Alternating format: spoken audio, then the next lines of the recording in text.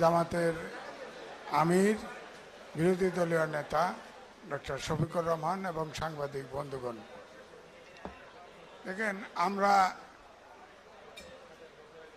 বিশেষ করে আমি বলবো সাংবাদিকতার যে গুরুত্ব এবং সাংবাদিকরা যেটা উপলব্ধি করেছিলাম, আমি আমার জীবনে সরকারি চাকরি বাদ দিয়ে আমি বাংলাদেশ অবজারভারে যোগদান করেছিলাম।